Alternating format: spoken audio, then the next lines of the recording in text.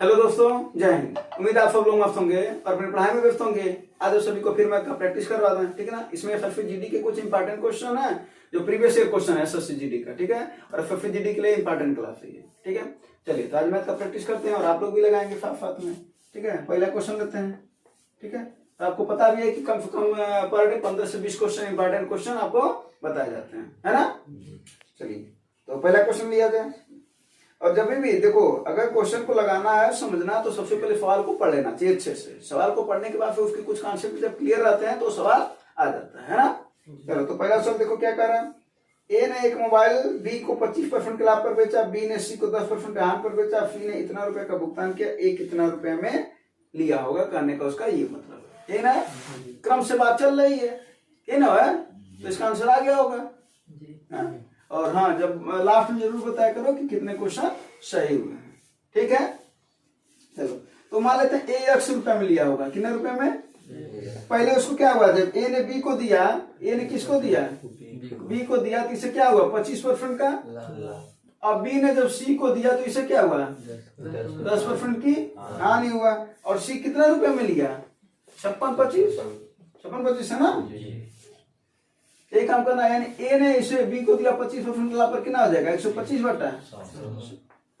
फिर A B के पास आ गया, अब बी को क्या हो गया 10% की, तो बचा कितना, और ए किसके बराबर हो गया 56। है ना, बस काटना है इसको, 0 से 0 काट दो, 25 बच्चे 125, 25 चौके, है ना। हाँ ये 5 से देखो कट जाएगा, 5 1 5, 5 1 5, 2 10, बच्चे 25, 9 से कट जाएगा ना, ये 9 1 9, 2 बचा, 9 2 18, 4 बचा, 9 बचे 45, है ना। तो x बराबर क्या हो जाएगा, उधर देखो 125 बचा है और ये 4 बचा, तो उधर क्या करेगा गुणा करेगा, और ये 10 बचा है, ये भी उधर गुणा करेगा, इधर बात कर रहा है। तो 125 चौके 500, हाँ, और इसके आगे 0 लगा दो, कितना आया 5000। ए ने कितना भुगतान किया है 5000, ठीक ना। एक कभी बात चल रही है, जल्दी में कैलकुलेशन वर्क करना होता है, कॉन्सेप्ट समझ में आ जाएगा तो काम बन जाएगा, है ना। चलो अगला सवाल लगा।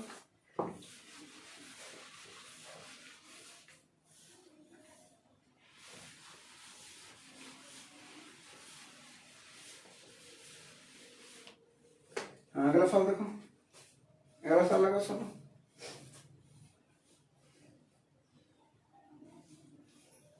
एक दुकानदार है, अपनी वस्तुओं पर 40% की छूट देता है, फिर भी वो 20% का लाभ कमाता है।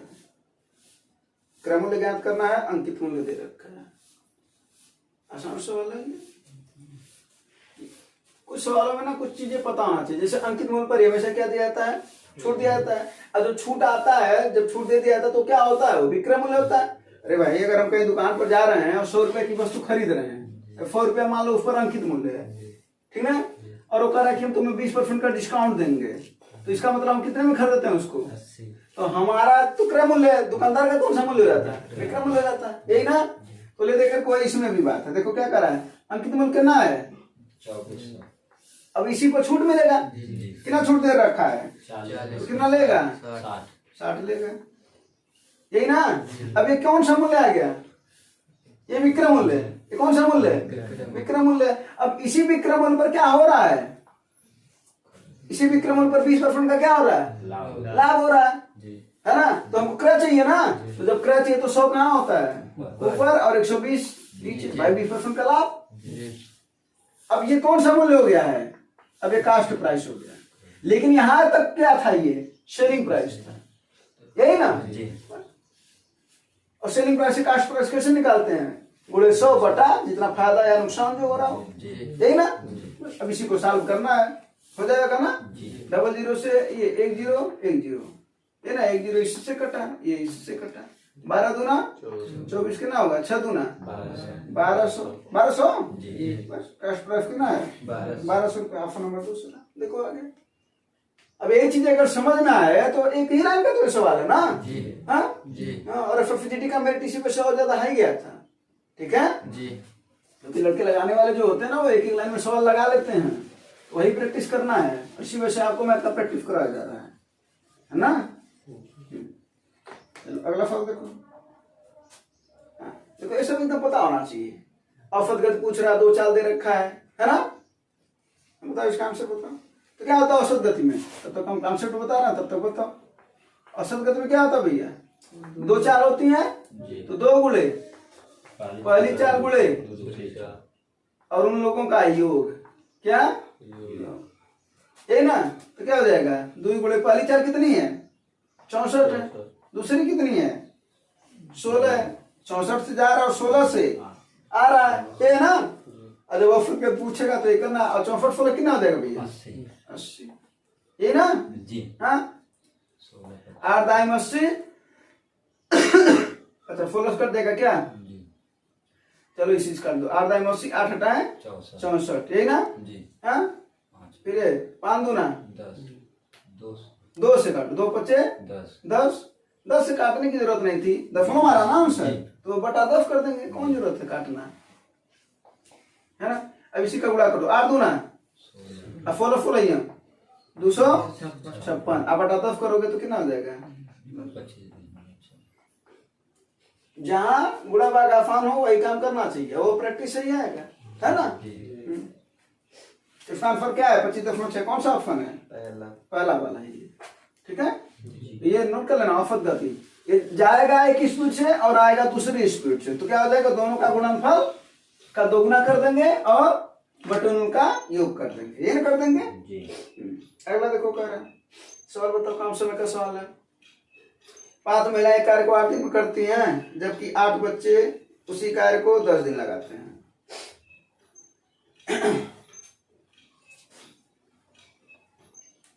ये M1 D1 बराबर M2 D2 पर लगेगा। ये काम बराबर है, इसमें फिर बटा W लिखेंगे नहीं क्योंकि काम बराबर हो गया है ना।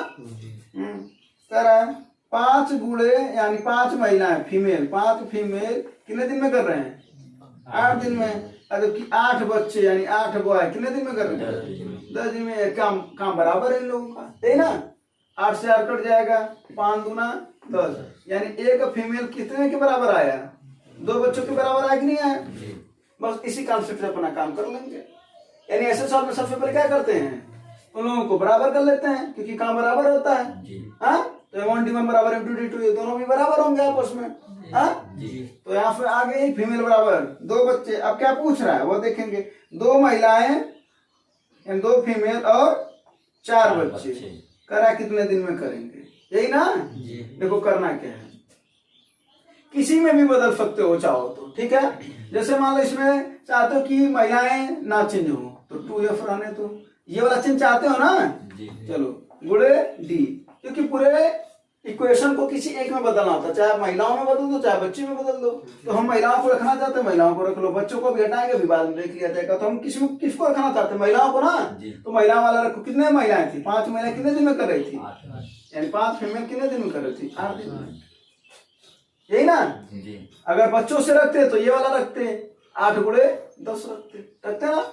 अब देखो एक फीमेल बराबर 2 बच्चा, यानी 2 बच्चा बराबर 2 बच्चा किसके बराबर है? एक फीमेल के बराबर है। तो 4 बच्चा किसके बराबर होगा?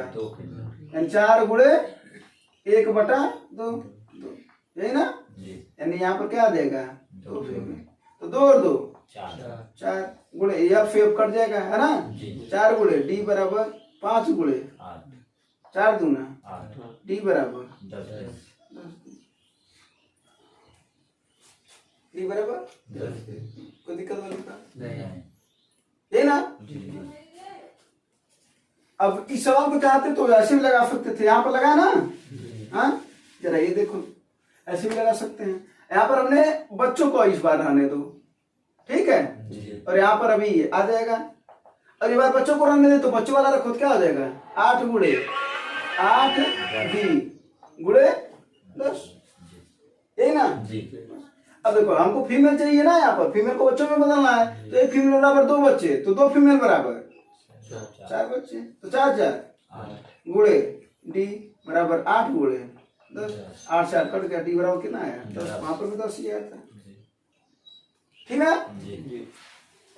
बदलने आ गया होगा। हाँ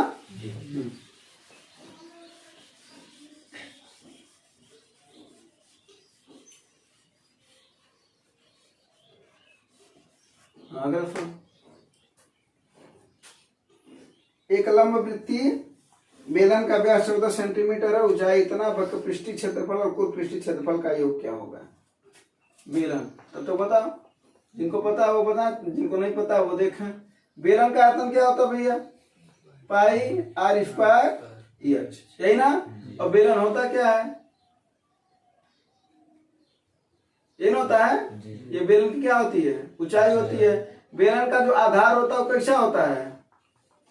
वृत्ताकार होता है। कैसा होता है? यानी इसका क्षेत्रफल क्या होता है? पाई आर स्क्वायर। वृत्त का क्षेत्रफल क्या होता है? यानी अगर सवाल दे दे कि बेलन के आधार का क्षेत्रफल 15 वर्ग सेंटीमीटर है, ठीक ना, और उसकी ऊंचाई का तो 10 वर्ग सेंटीमीटर, 10 सेंटीमीटर है, कितनी है? तो जरा अगर सवाल पूछ दे कि बेलन की आयतन ज्ञात करो, तो जरा देखो ये पाई आर स्क्वायर क्या है? ये आधार का क्षेत्रफल है, और वही आधार का क्षेत्रफल कितना दे रखा है?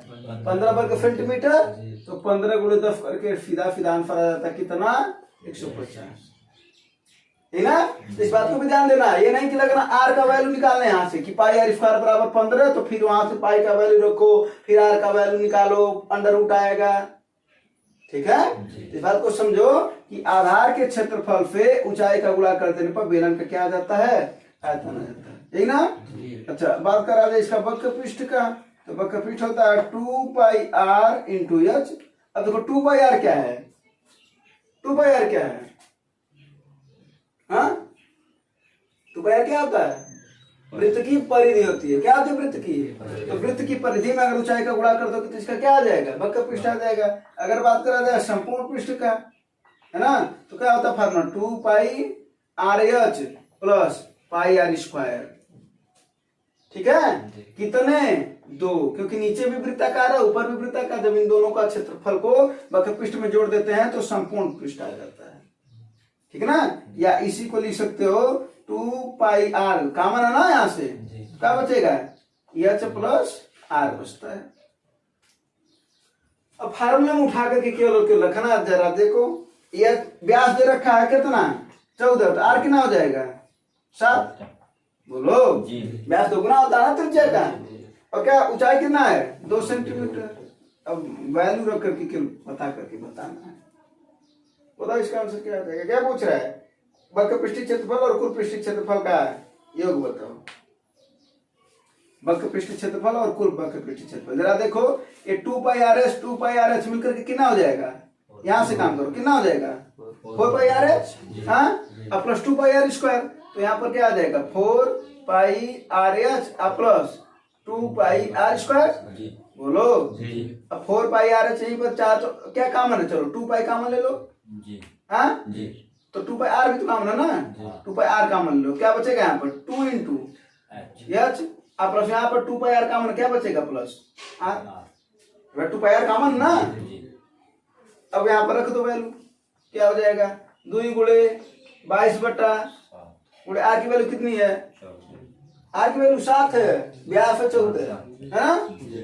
2h यानी 2 गुणे 2 प्लस आर की वैल्यू 7, 7 से 7 कट गया, 22 दूना 44, गुणे कितना करना है? 2 दूना 4 और ये जोड़ना ना, 4 5 11, 11 चौक 44 और 11 चौक 44, 4 48 यानी 484। यह है ना पहला।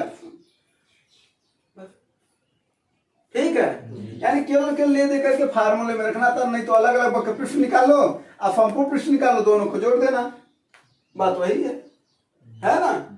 चलो, फार्मूला समझ में आया है? फार्मूला नोट कर लिया करो हमेशा।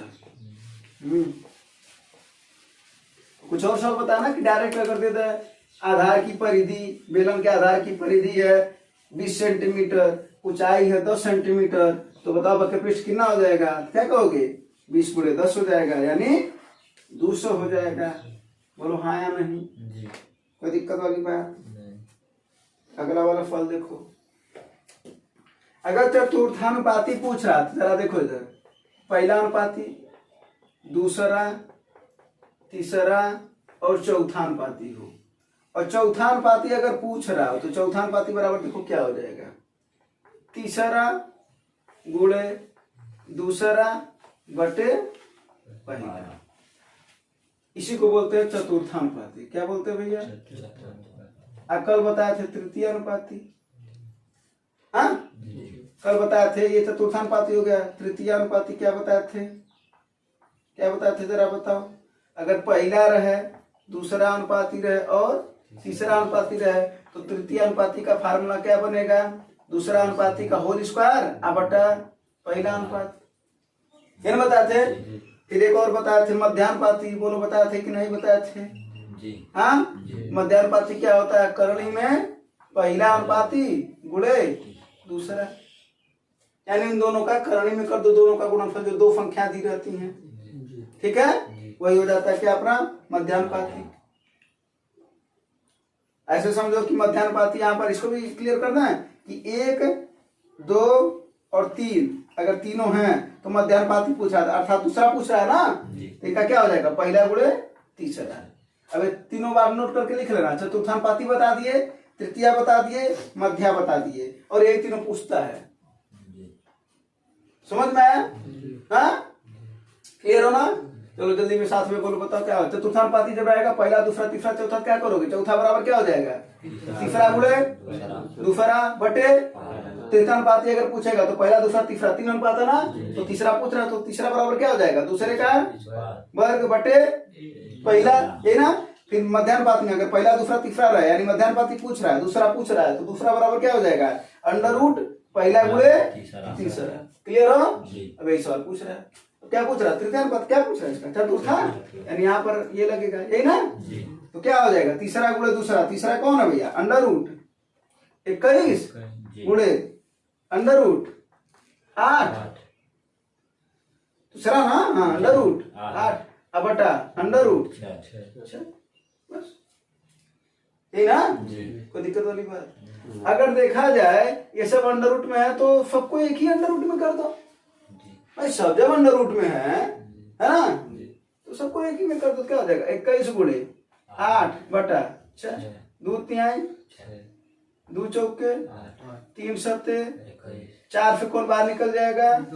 कौन फंस जाएगा? करणी में 2, करणी में 7। कोई दिक्कत वाली बात? कॉन्सेप्ट लिख लेना, ठीक है, बोलना नहीं चाहिए। चलो हटा दें। हाँ,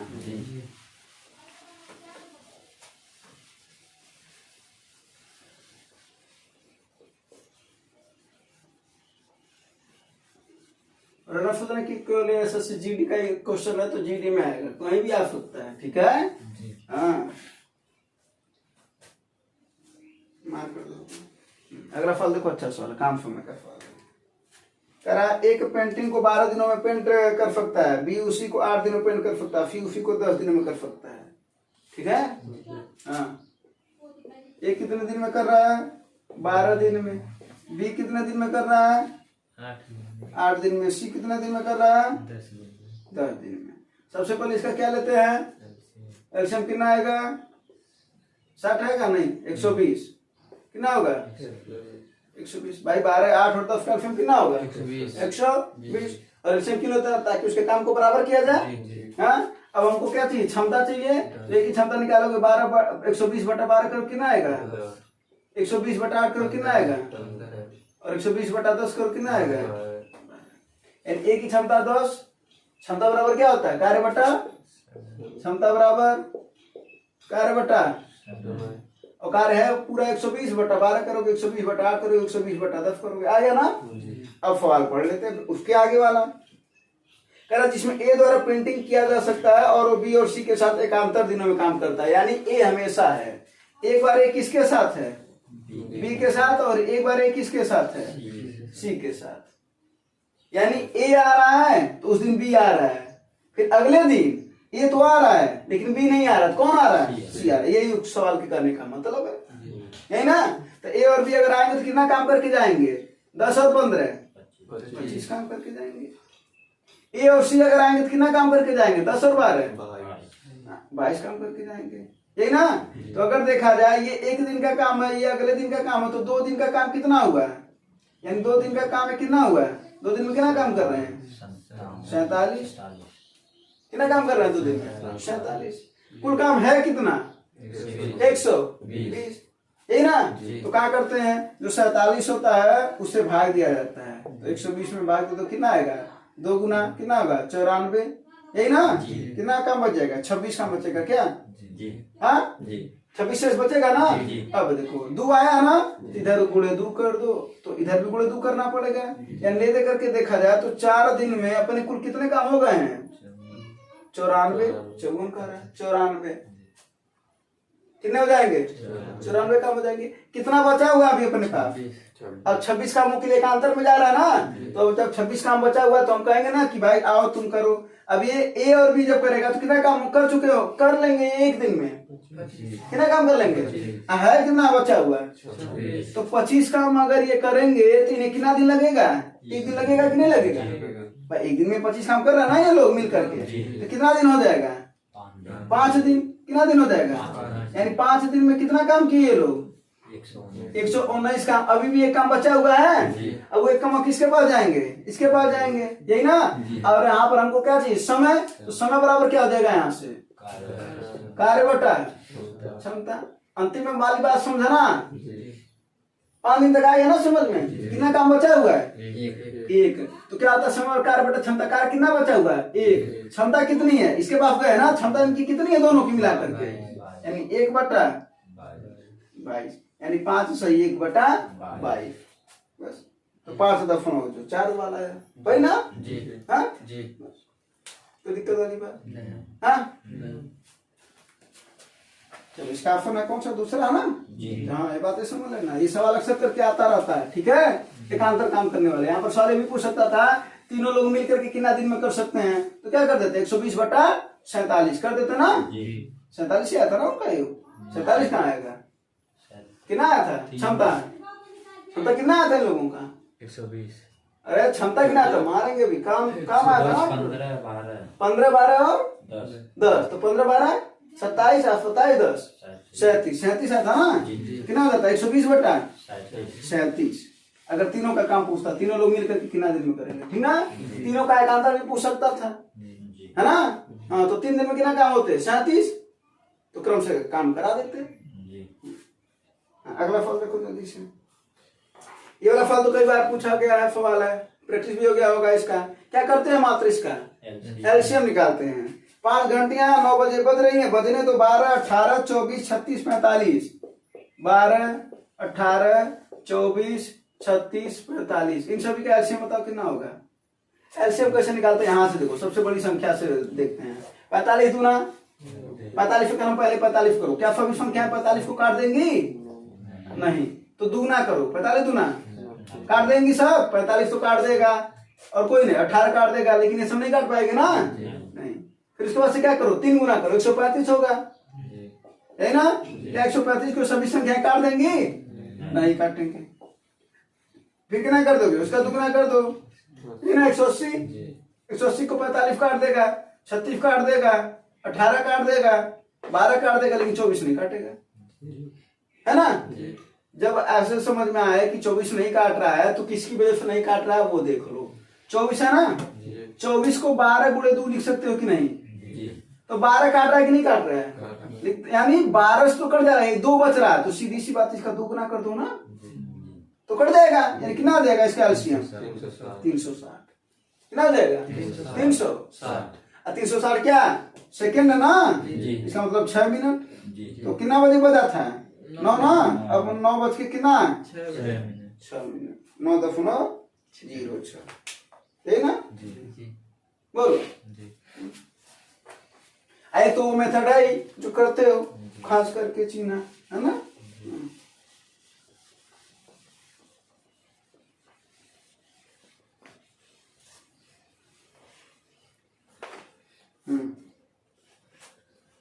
पहला फल ये सब तो देख करके सवाल लगाने वाले हैं। कहा ए अपने वेतन का 45% भोजन पर खर्च करता है और अपने वेतन पर 5% वृद्धाश्रम में, और 28,500 रुपए भोजन और वृद्धाश्रम पर खर्च करता है। इसका मतलब क्या कर रहा है? अरे सवाल में कुछ कह नहीं रहा है ना? हाँ सवाल देखने लग रहा है कुछ कह रहा है। 45% भोजन पर, 5% वृद्धाश्रम पर, और यही कुल मिलाकर के कितना है? 28,500 यानी 50% बराबर। 28,500। तो पूछ रहा है 100% बराबर। अरे भाई इधर दुगना कर दो तो इधर भी दुगना करना पड़ेगा। कितना देगा? 28,000 का दुगना 56,000। 28,000 का दुगना 56, 28,000 का दुगना 56,500 का दुगना 1,000 यानी कितना हो जाएगा? 57,000 यानी 100% बराबर 57,000 है ना। तो पूछा उसका वेतन कितना था? 100% ही होगा, होता है किसी का भी वेतन इतना था, है ना।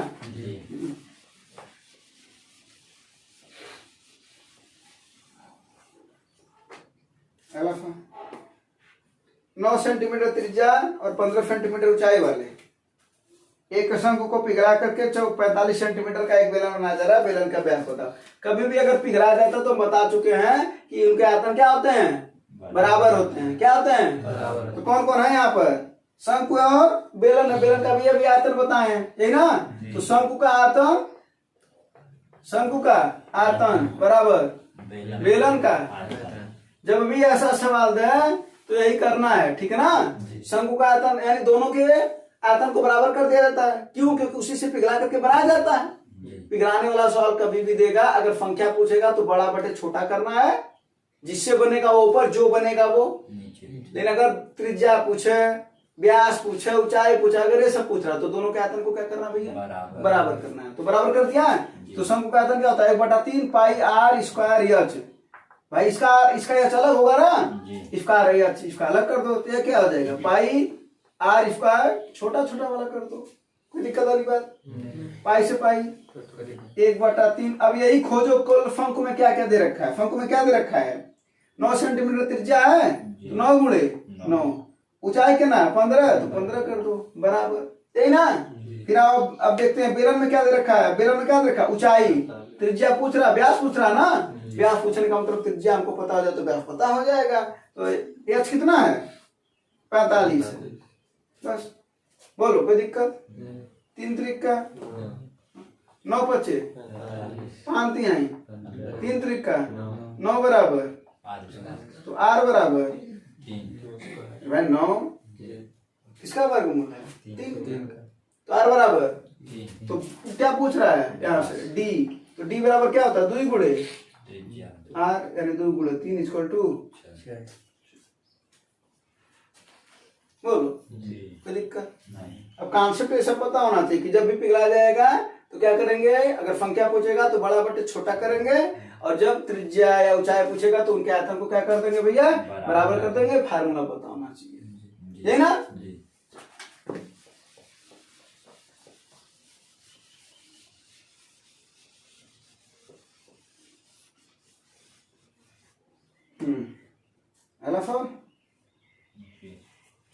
देखो यहाँ पर भी औसत गति पूछा है।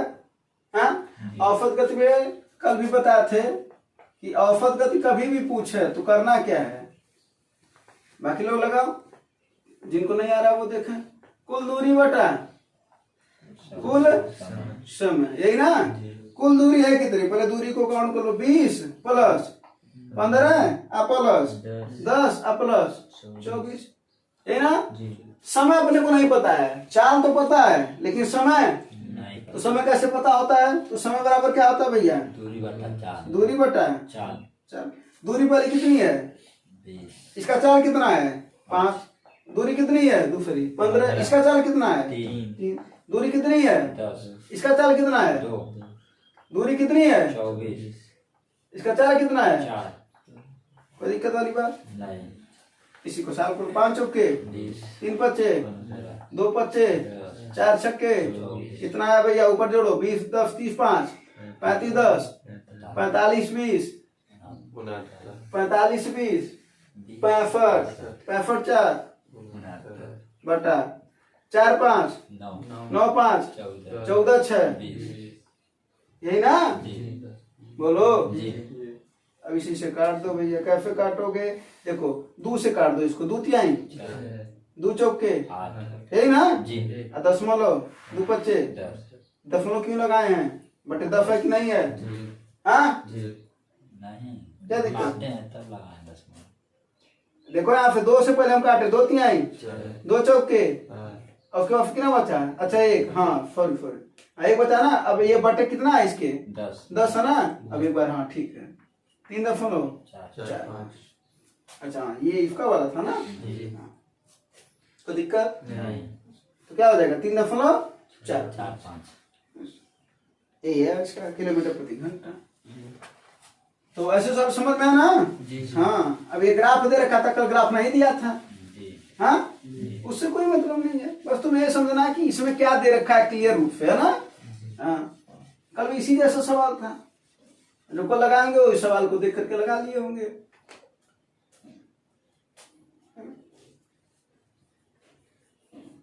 अगला एक कार 5 घंटे में 240 किलोमीटर की दूरी तय करती है। तो सबसे पहले यहाँ पर चाल ज्ञात कर लो। चाल बराबर क्या हो जाएगा, दूरी बटा समय। समय कितना 5, इसको काट दो कितना आ जाएगा 48 किलोमीटर प्रति घंटा। आ गया ना। अब क्या पूछ रहा है, वो अपनी सामान्य गति से आधी गति से चलता है तो उस दूरी को तय करने में कितना अधिक समय लगेगा। समय तो पूछ ही रहा है, लेकिन पूछ रहा है कितना अधिक लगेगा, यानी समय पूछ रहा है ना दे करके। तो समय बराबर क्या होता है, दूरी बटा हाँ दूरी कितना है, कह रहा वही दूरी ना। हाँ दूरी कितना है, और गति को क्या बोला है, आधा कर दें गति को। तो 48 का आधा कितना होता है 24। बात समझना है ना। और जो सवाल करा वही हम कर रहे हैं। कह रहे गति को आधा कर दो, आधा कर दे कितना आएगा 10 घंटे। अब देखो अभी 10 घंटे तो आया। ये सवाल इस वजह से दिए हैं क्योंकि हम लोग अक्सर क्या करते हैं कि जो आंसर आता है तुरंत उसको टिक करके आगे बढ़ जाते हैं। देखो इसमें 10 घंटा ऑप्शन में है कि नहीं है ना। मेरा सवाल पूछ के आ रहा, जरा ध्यान दो। क्या पूछ रहा है कि तय करने में कितना अधिक समय लगेगा, यानी पहले कितना समय लगा था 5 घंटे, अब कितना लग रहा है, कितना अधिक लग रहा है 5 घंटा। ये आंसर होगा, ये ध्यान देना। और ये होता है हमसे गलतियां छोटी छोटी, ठीक है। लगेगा 10 ही सही है, लेकिन पूछ क्या रहा है, कुछ और पूछ रहा है, अब तुम बता कुछ और रहे हो, है ना। इसका आंसर होगा 5 घंटे। ऑप्शन नंबर कौन सा भैया, दूसरा।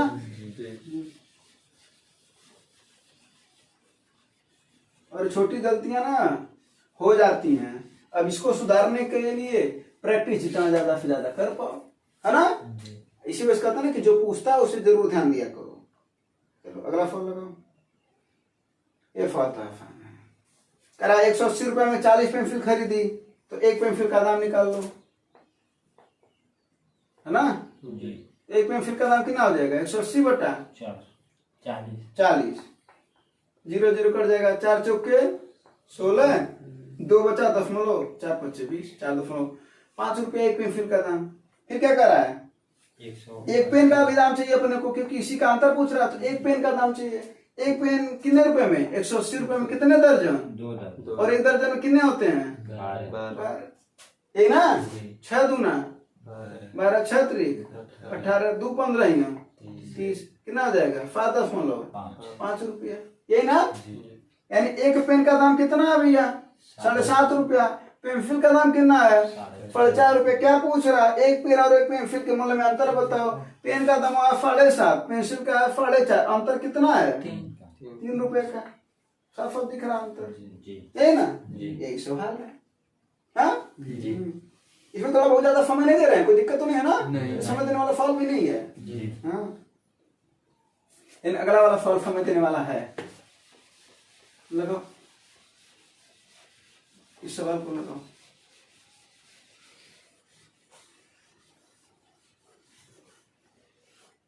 लगाओ इस सवाल को। एक डीलर है 72,000 रुपए अंकित मूल्य पर 20% की छूट देता है, 10% की हानि। अभी पहले शुरुआत में बताए हैं। सवाल में थोड़ी सी समझ की अगर प्रॉब्लम होगी तो फिर नहीं लगा पाओगे। समझ अगर क्लियर है, अंडरस्टैंडिंग क्लियर है कि हाँ क्या कह रहा है, तो आंसर आ जाएगा।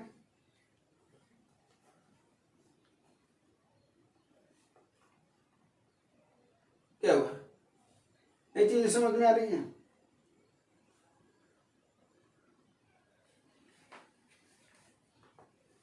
बोलो, देखो आओ सवाल को समझते। इधर देखो, इधर देखो क्या बोल रहा है। 72,000 रुपए अंकित मूल्य है, छूट किस पर दिया जाता है यानी 72,000 रुपया अपना अंकित मूल्य है। इस पर 10% कितना है, 20% की छूट देता है, तो 20% की छूट देने का मतलब कितना लिया, 20% लिया ना, 20 छूट दिया। जरा बताओ अंकित मूल्य पर जो छूट देता है वो क्या आता है, विक्रय मूल्य आता है। यानी इस समय ये है क्या, इस समय ये सेलिंग प्राइस है कि नहीं है। अब अगर इस पर 10% की हानि हुई है, यानी इसमें 10% की हानि इंक्लूड है, तो अब अपन को क्या चाहिए, कास्ट प्राइस, यानी हमको सीपी चाहिए। तो सीपी के लिए क्या होगा, विक्रय मूल्य में क्या करते, तब 100 ऊपर होता है, यानी क्या कर देंगे तब 100 बटा 10% की हानि हुआ तो 100 बटा 90। ये बात समझ में आई नहीं है, अभी शुरुआत में भी सवाल बताएंगे। हाँ अरे भाई अंकित मूल्य है, 20% छूट हुआ, तो ये इतना क्या हुआ, इतना क्या हुआ, विक्रय मूल्य हुआ। ये क्या हुआ, विक्रय मूल्य हुआ। अब विक्रय मूल्य अब हमको पता चल गया, और हमको क्या ज्ञात करना है, क्रय मूल्य क्या ज्ञात करना है, क्योंकि इसमें 10% की हानि हुई है। हम सीपी ज्ञात करेंगे, क्या कर देंगे 100 बटा 90, कोई दिक्कत वाली बात। और ये अगर पता रहता तो देखो कैसे हो जाता डायरेक्ट, ये 100 से 100 अपने आप हट गया ना, तो उसी को बताया जाता है कि 72,000 गुणे 80 कर दो बटा 90 कर दो, यानी छूट ऊपर और लाभ यहाँ नीचे, तो डायरेक्ट क्या पता चल जाता है, क्रय मूल्य। समझ में आया क्या बोले, छूट ऊपर कर दो और लाभ यहाँ नीचे कर दो, क्या पता चल जाता है, क्रय मूल्य। चलो अब इसको सॉल्व कर लेते हैं। 0 से 0 कट गया, 9 अठे कितना गया, 9 अठे 72, ये 8,000 हो गया, और ये कितना हुआ है 8 टाइम 64,000 क्या है भैया, कास्ट प्राइस सीपी क्रय मूल्य। कब क्या करा, अब आगे देखो करा 440 रुपए का लाभ प्राप्त करने के लिए, यानी इसमें 440 रुपया और दिया जाए, यानी इसमें 440 वोल्ट का झटका डाल दो, कितना हो जाएगा 64,440 रुपया। अब ये क्या है, हाँ कंफ्यूजन, अरे भाई 64,000 रुपया है कास्ट प्राइस, करा 440 रुपया लाभ प्राप्त करना है इस पर, तो 440 ऐड करेंगे तो अब क्या आएगा, क्रय मूल्य में लाभ ऐड करते तो क्या आता है, अरे भाई क्रय मूल्य में लाभ अंकित मूल्य आता है, मर्दों करेंगे, अभी कई बार बता चुके हैं। क्रय मूल्य में जब लाभ हम ऐड करते हैं तो क्या आता है, क्रय मूल्य सेलिंग प्राइस बराबर क्या होता है, कास्ट प्राइस प्लस प्रॉफिट होता है। हाँ भूल जाओ उसी बात को। भाई तुम कोई पेन है 10 रुपए का खरीदे, 2 रुपए का लाभ हो रहा, तो कितने रुपए बेचे, तो क्या करते हो, तो जोड़ते हो ना उसमें, तो हम भी कर रहे हैं वही कमुआ, उड़ जाते हो थोड़ी देर में। तो 440 रुपए क्या है ये, 440 रुपए क्या है, फिर उड़ रहा है, लाभ है। सवाल को पढ़ लो ढंग का एक बार, फिर से सवाल बता देते, क्या बोला 72,000 रुपए क्या है उसका अंकित मूल्य, छूट किस पर दिया जाता है, तो हमने छूट दिया, तो ये क्या आ गया भैया, सेलिंग प्राइस, विक्रय मूल्य यहाँ पर आ गया, ऐसा तो बोले ना, सवाल को घुमाया है। तो ये आ गया अपना सेलिंग प्राइस। अब इस पर करा कि 10% की हानि इंक्लूड है इसमें, तो हमको क्या चाहिए, कास्ट प्राइस, तो हम गुणे क्या कर देंगे 100 बटा 90, हमको कितना मिल गया, कास्ट प्राइस मिल गया, कितना आया 64,000 साल के, तो 64,000 है। अब बोला है कि 440 रुपए और लाभ वो प्राप्त करना चाहता है, तो 440 रुपए लाभ प्राप्त करने का मतलब उसमें ऐड करेंगे। अब ये आ गया सेलिंग प्राइस, आ गया। अब देखो क्या करा, अब बात को समझना, इसकी भाषा को समझना है। कह रहा है कि 64,440 रुपया में अगर आप बेच रहे तो अंकित मूल्य पर उसे कितनी छूट देनी चाहिए, ध्यान से सुनो इधर। अंकित मूल्य है कितना, 72,000, है ना। 72,000 से वो चाहता है कि हम इतने रुपए में बेचें, कितने रुपए में, ये बात समझ में है पहले। लास्ट में जो बात कर रहा है कि 440 रुपए लाभ प्राप्त करने पर हो गया, इतना आ गया। अंकित मूल्य पर कितनी छूट देनी चाहिए, यानी इतना रुपया है, अब वो चाह रहा है कि इतना रुपए में हम बेचें। कोई फ्रिज का दाम है 72,000 रुपया, और चाह रहा है फ्रिज को हम इतने रुपए में बेचेंगे, तो अगर तुमसे पूछे तो बताओ कितना छूट हम तुम्हें दे रहे हैं, वही पूछ रहा है। समझ में आया, तो क्या करना है, इसका अंतर अबटे अंकित मूल्य गुणे 100 इक्वल टू परसेंटेज, बताओ कितना है, 72,000। अब हमको क्या चाहिए, प्रतिशत छूट, यही ना, छूट बराबर क्या होता है, अंकित मूल्य माइनस सेलिंग प्राइस, यानी market price minus selling price, minus करो 72,000 में से 64,440 को माइनस करो, अब बटा क्या हो जाएगा 72,000 गुणे 100, बताओ जरा कितना आया ये, माइनस करके बताओ कितना आया। 72,000 में फिर 64,440 जाएगा, कितना आ जाएगा? 7,560 सबका आया ना हाँ। 72,000 ना गुड़े 2 जीरो कट गया, 1 जीरो और जीरो कट गया, यही ना। ये कट जाएगा क्या 9 से कि 8 से कटेगा? 9 से कट जाएगा। हाँ 9 8 और ये काटो 9 8 72 और कितना बचा 3 9 4 36 ये ना। 4 दूना 4 दूना 8 4 1 9 4 कितना है 21 बटा 2 क्या बोलते हो 10.5% पहला। ठीक है हाँ सवाल समझ में आ गया था। हाँ वही कह रहा है कि जब इसका सेलिंग प्राइस बाद में आया कि 440 रुपया और ले रहा है तो कह रहा बताओ कितना छूट दे रहा है, यानी 72,000 रुपया था अब 64,440 में बेचना चाह रहा है, वही पूछ रहा है कितना छूट दे रहा है। इन दोनों का बात कर रहा है वो। ठीक है हाँ चलो कोई दिक्कत वाली बात इसमें हाँ। चलो ये एक और सवाल है, ये तो भाग संख्या वाला सवाल है। ठीक है ना हाँ तो इसका आंसर बता देना, कमेंट में बता देना। छोटा सवाल है, एसएससी का सवाल है, इसी वजह से देते रहे, कम से कम आंसर तो बता देगा। एक तो तुम लोग आंसर नहीं बताते हो जो आता है हाँ, कि ऐसे करते हो कि आता है तो क्यों बताएं हाँ, आता है तो क्यों बताएं, वो तो बताना ही पड़ेगा ना। अदरवाइज ऐसे एग्जाम में जाओ और बोल दो कि जो आता है उसका हम आंसर नहीं देंगे तो क्या होगा, एग्जाम निकल जाएगा ना, तुम निकल जाओगे, एग्जाम नहीं निकलेगा। तो जो आया उसका आंसर जरूर बताया करो, और कल कब कुछ भाग संख्या के बारे में बता भी देंगे शुरुआत में। ठीक है चलो तो इसका आंसर बता देना कमेंट में। तो तुम लोग को भी कोई प्रॉब्लम नहीं, देखकर नहीं, समस्या नहीं। धन्यवाद, जय हिंद।